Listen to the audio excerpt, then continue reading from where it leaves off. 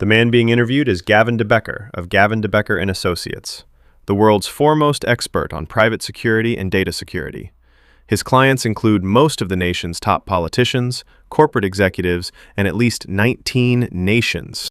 It's interesting, we start talking here about digital comms and that type of security with everything that's going on at this exact moment in time with all these Epstein files. And there's a big conversation, because now we can see 3 million documents, and many of them are emails that people have sent at different times. Some of the most famous people in the world have sent emails to Epstein, and now those are all out there in the public to see.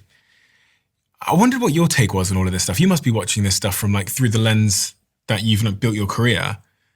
And you must have an interesting opinion. Some of it I don't talk about because I have a fair amount of inside information, and I'm just watchful about not getting near the line. What do you mean by inside information? I mean information that I might have gotten from, I'm characterizing it carefully, that I might have gotten from government agencies that are clients, or that I might have gotten because clients were implicated. Like I learned today, for example, this morning on the way over here, that I'm in the Epstein files. Oh, really? And here's the way I'm in there, is that someone sent Epstein an article that I wrote called Fooling Ourselves into War. And so somebody sent that article, which is an article I really like, by the way, published in Huffington Post at the time. And they sent that to Epstein. So that's an example of being in the Epstein files and yet obviously never having met Epstein. But I have a few clients who, and friends, who the Epstein group made approaches on and failed, meaning they tried to get them and failed.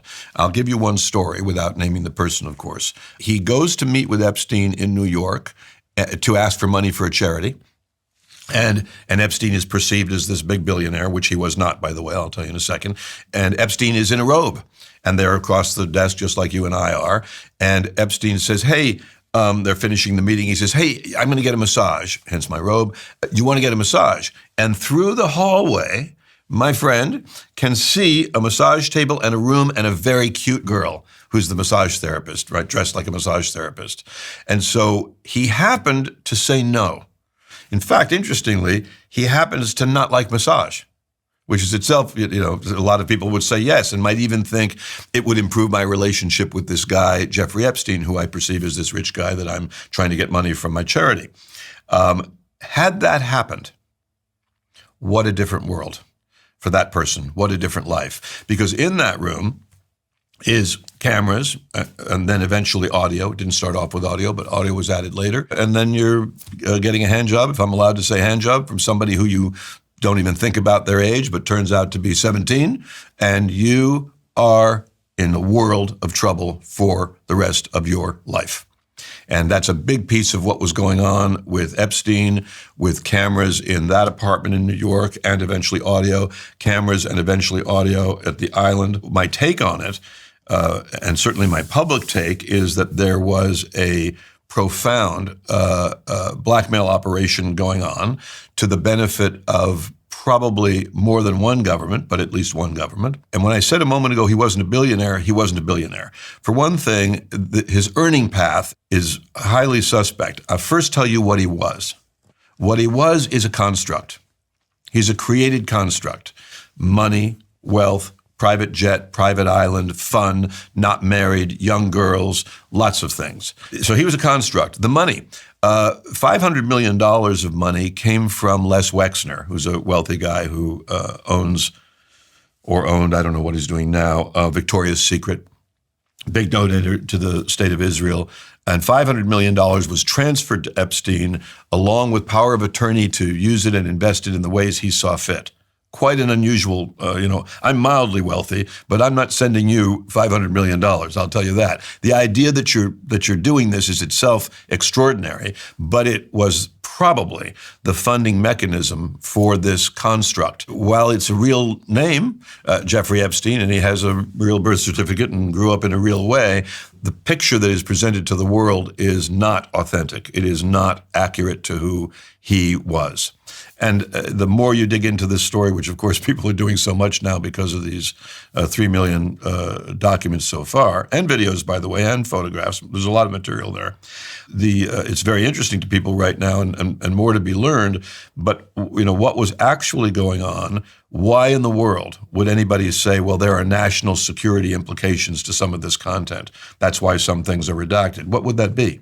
Why would the prosecutor who prosecuted him in Florida and provided one of the most unusual plea bargain deals in world history, and certainly unique in American history, which is, imagine I've got you, I'm a U.S. attorney, I've got you on some crime, and you say, okay, I'm going to plead guilty, I'm going to serve my time, but please let my accountant go, and please don't prosecute my wife, because all she did was deliver the stuff, and she wasn't involved in anything. And so those are called unindicted co-conspirators. So I make a deal with you, and I say, okay, you go to jail for the 8 months, and we will leave the unindicted co-conspirators unindicted. We won't prosecute your wife, your son, your accountant, or what have you. That's a very normal process. It's a bargaining process, basically. However, in the Epstein case, the U.S. attorney gave him a deal that said that we would not prosecute unnamed co-conspirators. Holy shit! Who's that? Who's unnamed co-conspirators? Unnamed co-conspirators could be 50 people. It could be 75 people. The guy who gave that sweetheart deal became the Secretary of Labor. He was at that time the U.S. Attorney for Florida. He was asked, why did you give that sweetheart deal? Because the deal's ridiculous. Unnamed co-conspirators will be exempt from prosecution. And he said, I was told he belonged to intelligence. And then he had to resign because of this.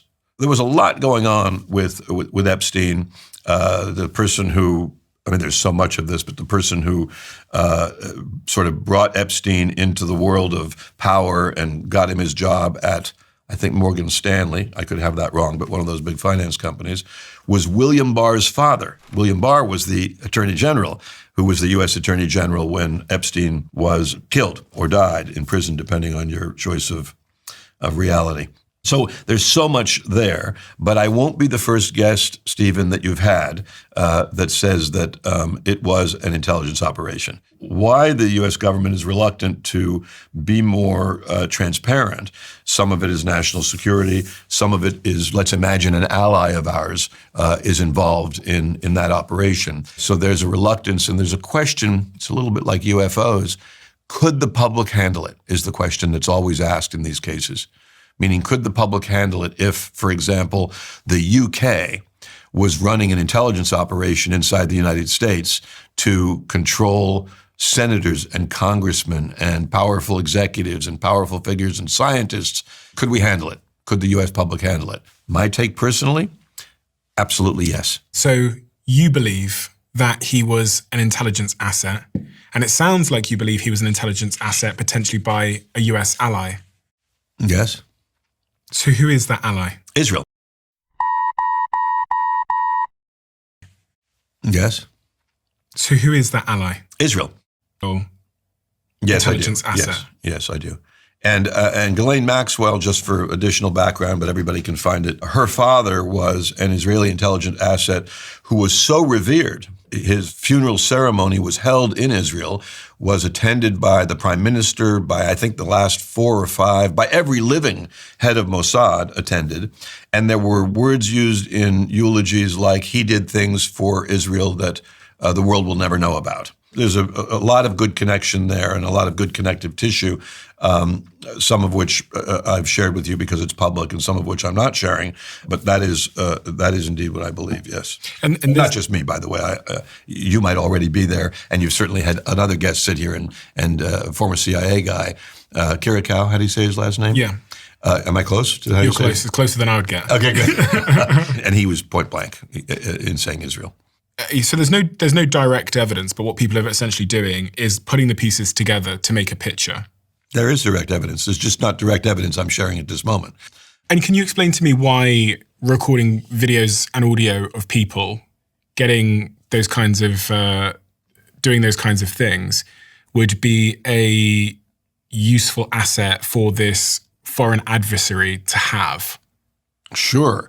Blackmail is not always done by calling you up and saying, hey, Stephen, I'm going to hurt you in the following way if you don't do A, B, or C. The other version is far better, which is even alluded to in some of the now released material, which is he calls and he says, Stephen, I've got terrible news. Do you remember you had that massage from Cindy? You know, that girl, Cindy? Oh, yeah, I remember. Well, she recorded something. She had something in her bag. She made a recording. And I got worse news, Stephen. The girl's 16 and a half. And now, by the way, you are stomach drops, diarrhea. You are in a world of stress right now, just hearing that. And he, instead of being your blackmailer, becomes your rescuer. He says, I can handle it, I can handle it, I can handle it. She's got the recordings. I don't know where they are, but I can handle it, I can handle it, I can handle it. Don't worry, don't worry, don't worry. And he owns you now forever. If you were involved in a naked experience with someone who's underage, and there's a video of it and audio of it as well, you will do anything that you are asked to do that is within reason. Very few people would have the character and the stamina to do what you describe Bezos doing, which is that he wrote a public letter saying a very unusual thing happened to me the other day. I'm being blackmailed by the National Enquirer, and here's what they said. That's very, very rare. And so, a senator, a congressman, he owned a lot of people.